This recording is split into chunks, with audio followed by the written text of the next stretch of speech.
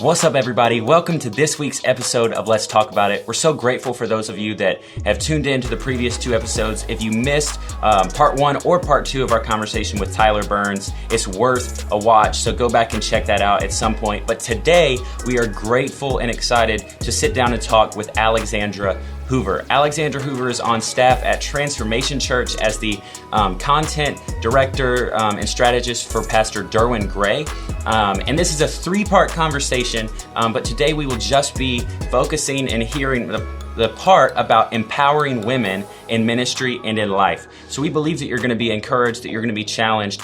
Go ahead and like this video, share it with a friend, and subscribe to our channel if you have not yet. That'll help more people see it, and that'll help ensure that you see and find every video that we release in the future. So this is going to be a great conversation with Alexandra Hoover. Let's talk about it.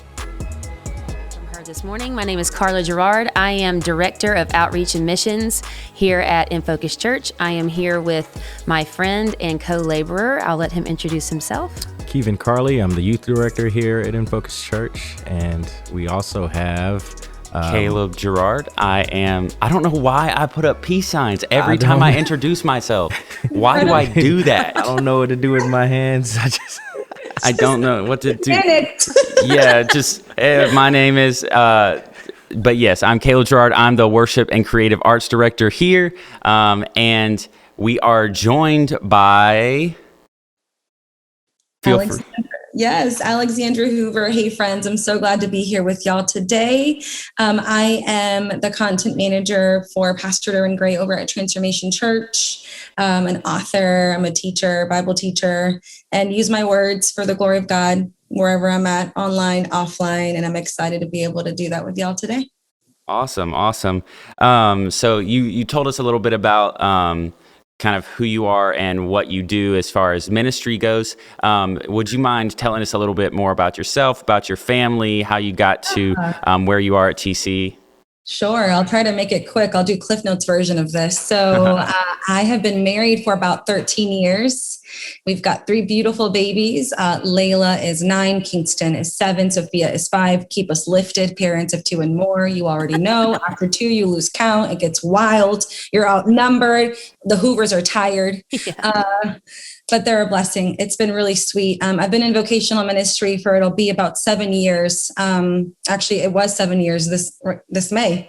Wow. And I don't know how I got here, y'all. That would be for another day, another episode. But the Lord's been incredible. I like to call them my Ebenezer stones. I look back and can trace kind of God's hand in my life. And I've been able to see the way that he's moved me to where I am today.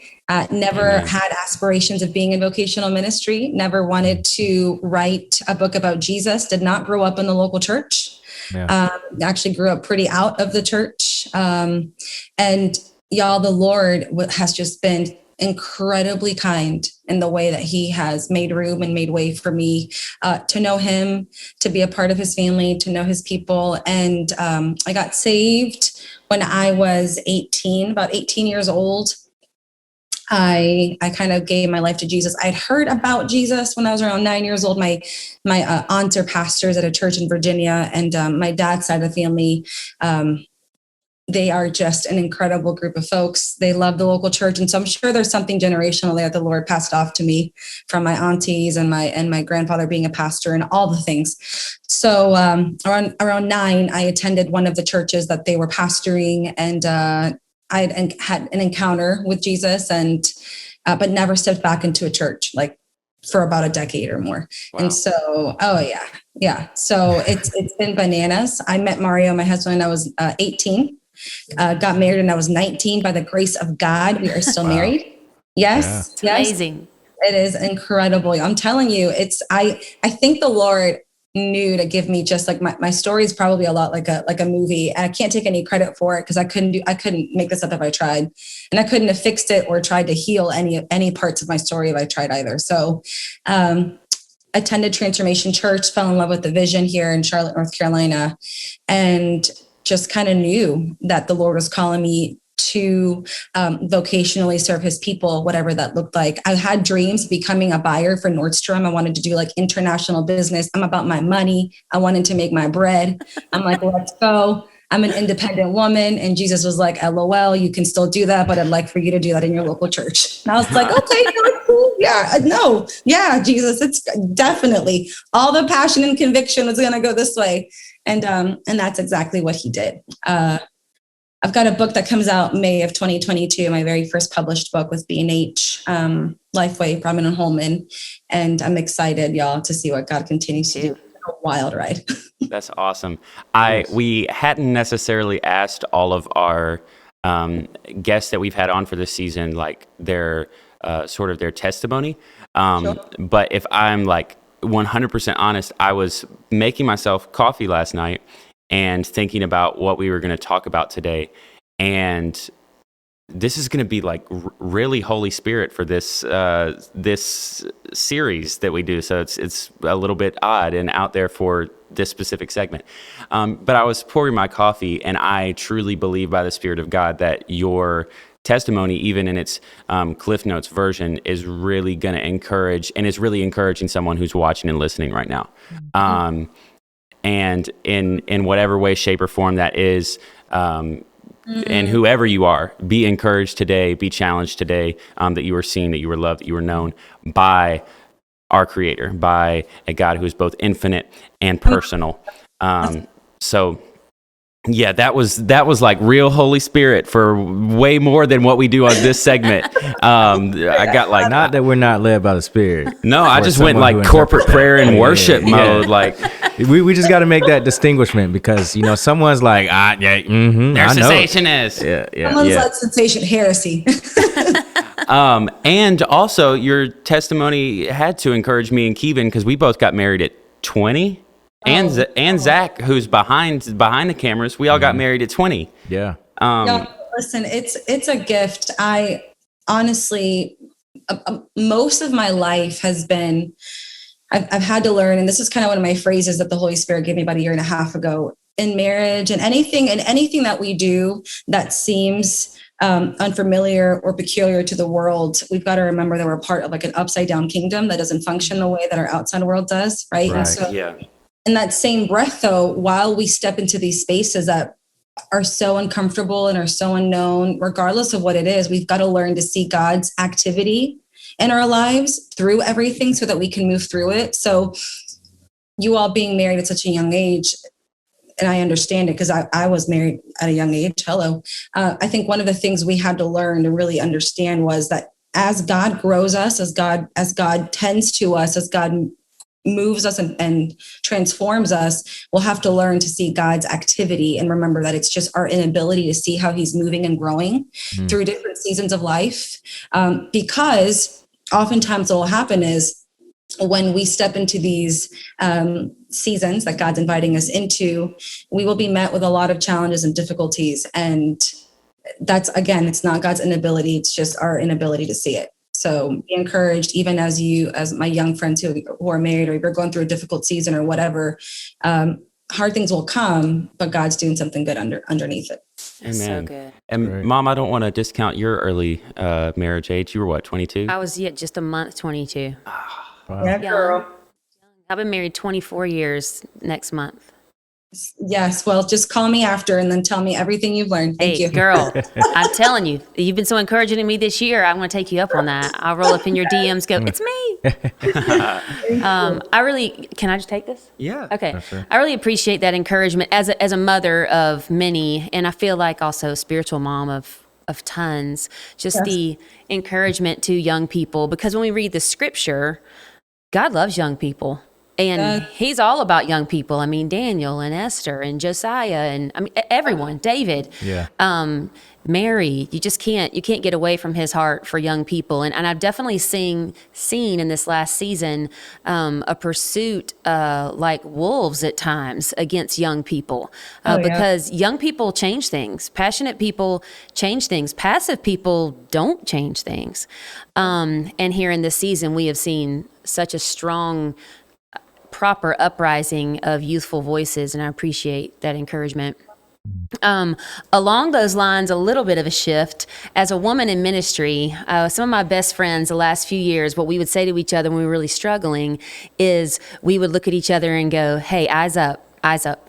And so when we started following you, a few of us started following you through the Amos study, and your voice on that, I said, y'all, our sister, look, here she is. She's with us. Eyes up, eyes up. So I would love for you to take a few moments in whatever direction you want to take it in your heart and passion to empower women in ministry or in life. I feel like from my, at least listening to your voice, that you have a platform that you have embraced completely to encourage women in their identity in Christ, but also women in ministry in a culture, even as of recent, that has been not the safest place for women in ministry. So just give us some encouragement in that area. So, eyes up, just for some reference there, came from Hebrews 12:2.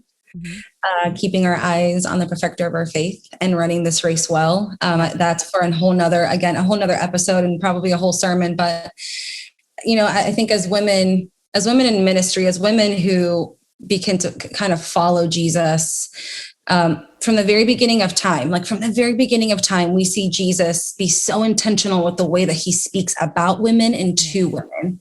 And a lot of what I say and do, regardless of whether I'm preaching or teaching or writing or talking to my kids in my kitchen, I'm like, listen, look at the life of Jesus to see the way that we are to see the way that we are called to and should be loving people, talking to people, treating people, valuing people, and seeing people, because I've got nothing good to say to you. But Jesus, when he was here, he was intentional about his conversations, about the way he moved through things, who he sat with, where he went, and how he had conversations, from affirming someone's gifts to conflict resolution, right? From challenges to comfort. We see Jesus give us a variety of different scenarios and circumstances so that we can put ourselves in Jesus's shoes and learn to do that. And so John 4, there's a story of the Samaritan woman. Favorite. One of my absolute favorite stories. I did a study on it. It's called Come and See. It's free. Y'all go grab it. It's on my website. And the Samaritan woman has been told in the worst actual, from that worst actual lens, honestly, for generations and centuries. And theologians have given her this kind of a scarlet letter of a sorts, right? Where when we hear about the story, we hear about the woman most likely being a harlot of a sorts, who's been divorced multiple times, who God comes and gives her grace. And it's just very twisted story of almost Jesus offering her scraps of grace versus abundant life. And there's an undercurrent there, a tension of well, here, I'll give you this because you need it and you deserve it because you were such a terrible sinner. Not, come in, daughter, you are my beloved. I'm going to give you abundant life because you get to have it because you are a co-heir. There's a difference in the tone there, right? The way that it's presented. And so when I read John 4, when I started reading John 4, I'm there's something here that we're missing. And it had less to do with the woman and more to do with the way that Jesus approached her, talked to her, communicated with her, and the message he was giving to his disciples, right? At the very end of John 4, and the way that he moved through the conversation with her. And so Jesus says this, he approaches this woman who is going to the well at noon, hiding, probably. There's a lot of shame and identity issues there. She goes to the well, she goes to draw water. Jesus offers her living water, and he confronts her about her sin. But what I think we miss is that he spends about 3 seconds addressing what he knew she had gone through, and spent the rest of her time affirming who she now was in Christ. And he, in 3 or 4 sentences, Jesus dismantled the patriarchy, racism, sexism, misogyny. For a Jewish priest to be speaking to a Samaritan woman, right, a Gentile, it was mind blowing culturally. So not only was she a woman, but she was a Gentile. Yeah, she's a Gentile woman who was being spoken to by a Jew. It was crazy. That would have been it would have been culturally unacceptable. Taboo is an understatement. Right. So apart from the woman just being told all sorts of lies being told about her and the divorce, and most likely what happened is she was left by her husband or she was widowed.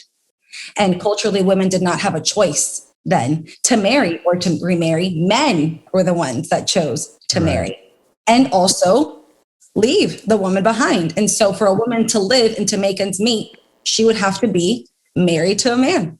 And so there's a lot there, right? Nuance. And so when I talk to women in ministry and when I try to encourage women in ministry, I try to remind them that from the very beginning of time, God set out to have a family, and that women, although sometimes our roles may look differently within the local church and the body of Christ, we are still given gifts and given a voice and given our own experience. And so much so that Jesus was intentional enough to have the longest recorded conversation in scripture be with a woman, not just any woman, but a woman who was looked down upon culturally by men and women, a woman who at that point would have been seen as less than, who was oppressed on all angles, and who, in the eyes of others, did not deserve to be next to the Messiah.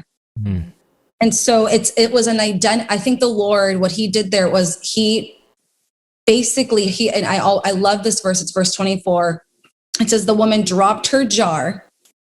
So she drops her jar and she runs to her village to tell the people and says, listen, I met a man who told me everything and anything I've ever done. Come and see who he is. And I think for us, whether you're a man or a woman, what that means for us is drop your jar, drop who you think you are, drop what you think you have been, drop your past, your present, and root yourself in your new identity in Christ. It's like very simple, like Christian Foundation 101, something we miss and are not taught, that our union in Christ, when she was given her union in Christ at the well, nothing mattered anymore. She was like, it's almost like her chains fell off and she dropped that jar and then she ran. So for the women who are listening, who are trying to find their voice, who are trying to find their footing, your conviction is there for a reason, whether it be for your children, your parents, your family, whether you're a teacher, a bank teller. God's given you a voice. You are the hands and feet of Jesus. You carry the Great Commission and the Great Commandment. God needs you to understand that your identity is found in him and nothing else. And so I could probably spend hours talking about this, because I understand the way that women for a really long time have been sold a lie that their worth and their value and their intrinsic nature is less than of a man's in the kingdom of God. Right. And I just see Jesus going to bat against that very thing all throughout scripture. Yeah. I love that. I was recently in a conversation with one of my family members, and it was on text, and through this current culture of patriarchy and misogyny and all that women are being told. And I said, let's talk about what Jesus did. Let's look at what he did when he would, and John 4 is one of my all-time favorite stories, because he would always speak behind the labels that people were given, and he would speak to the heart of the individual, and particularly women. And I was going through, I was like, Jesus broke the dividing wall. He tore the dividing wall of hostility. Samaritans were used for a reason examples in Christ's ministry. So here he sits with a woman that nobody else would have. And not only was it radical, but he values her. We take the woman with the issue of blood who'd been ostracized and put outside the city by people who were her own community. And here Jesus doesn't get angry when she interrupts. He turns and he values her and he calls her daughter. Mm-hmm. And then we see when he announces that he's the resurrection and the life, he chose a girl. He chose a girl. So, and it's just fabulous. Yeah. Well, and there's this responsibility too, right? For my brothers who are listening, for the men who are trying to figure out what this looks like, take the time to look at the life of Jesus and see the way that he went about communicating with his daughters. And it's so, I think, and I was just talking to a friend about it, I think oftentimes, especially church leaders, we're so smart. We think we know so much that we miss actually knowing the heart of the Father. And we know we are able to interpret scripture and exegete it, but we miss understanding the character of God. And looking at the life of Jesus gives us a very clear, uncomplicated picture of the character of God and the way that he loves his people. And so when people try to argue with me about women and their roles in the church, and I'm like, listen, just go look at the life of Jesus.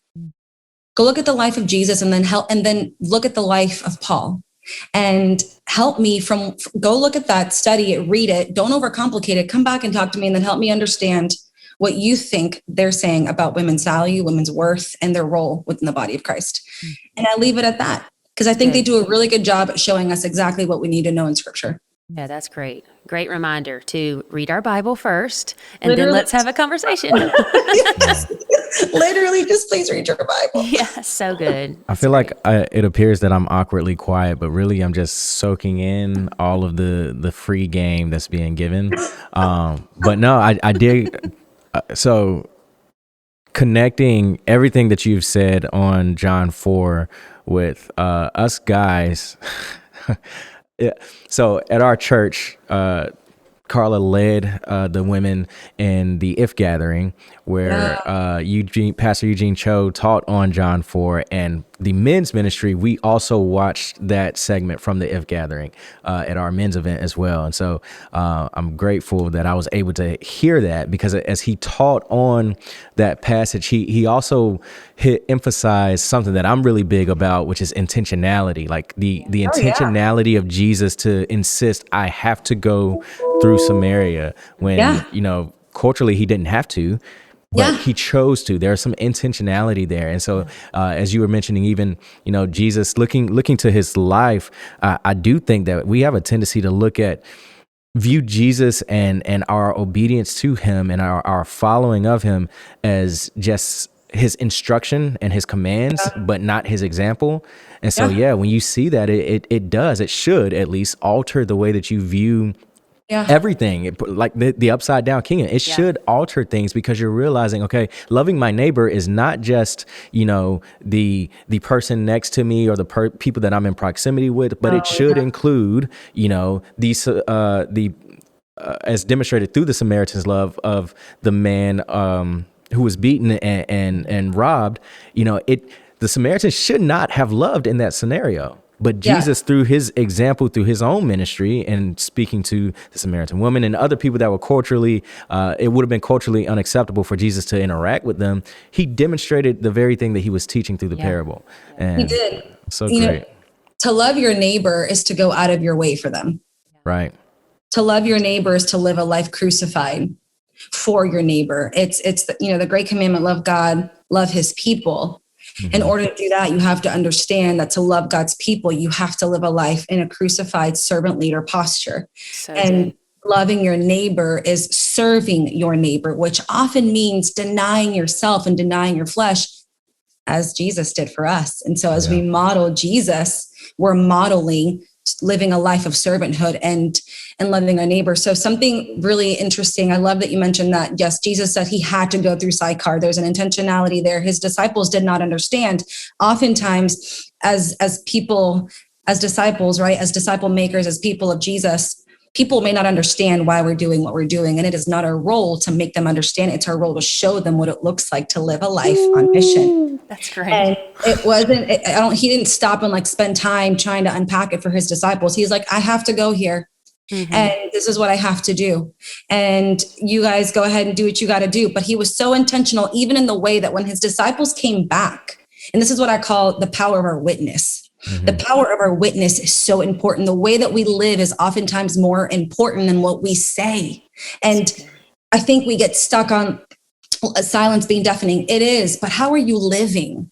What are your actions? Because this is what happened. The disciples came back to Sychar. They saw Jesus talking to the Samaritan woman, and they looked at him, and they looked at the way that that he was speaking to her.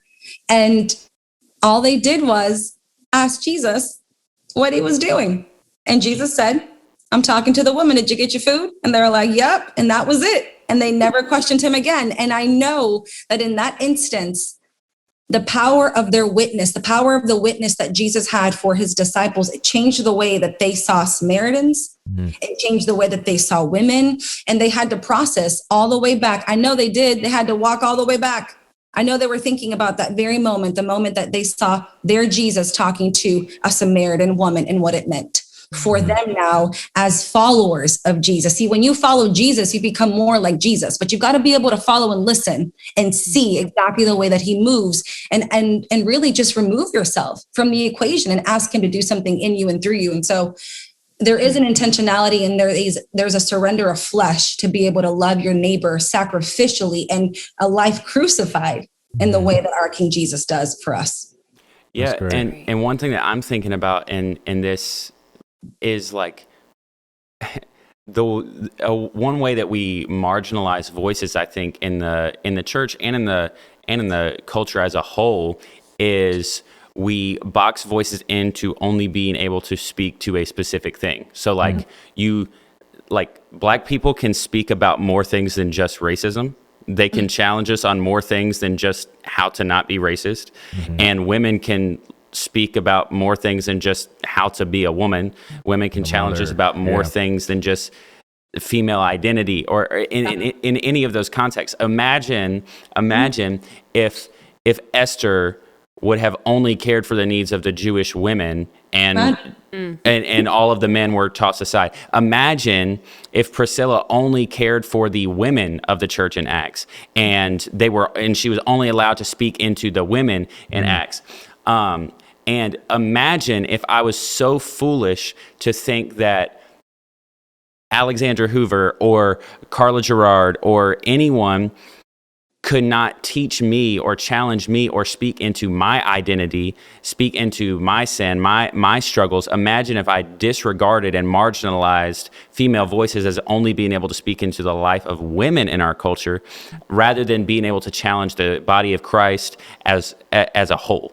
And I think we really we miss out on being whole human beings and whole followers of Christ when we don't allow ourselves to be challenged by voices of all kinds.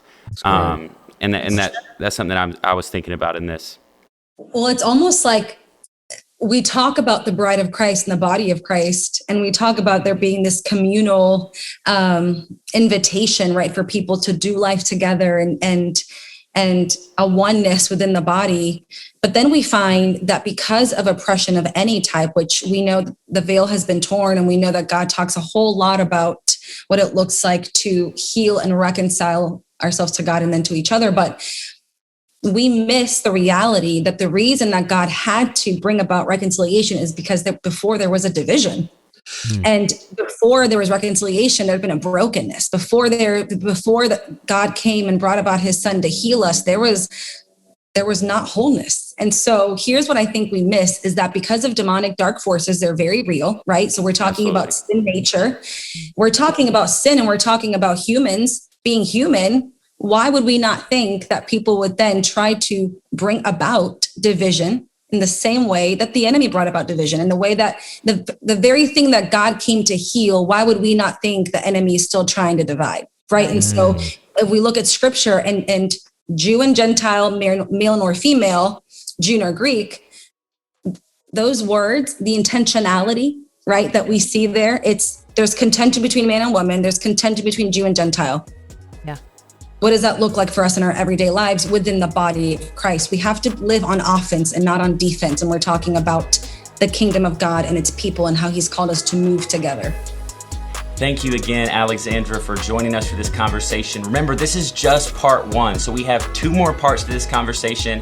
The next part will be remaining emotionally healthy in a world that can be quite busy and hectic. And then another part will be Latina identity in a whitewashed world. So thank you again for watching it. Thank you, Alexandra, for joining us. Links to all of her socials and websites are in the description of this episode. Thank you again for watching. We love you. Let's build God's kingdom on earth as it is in heaven.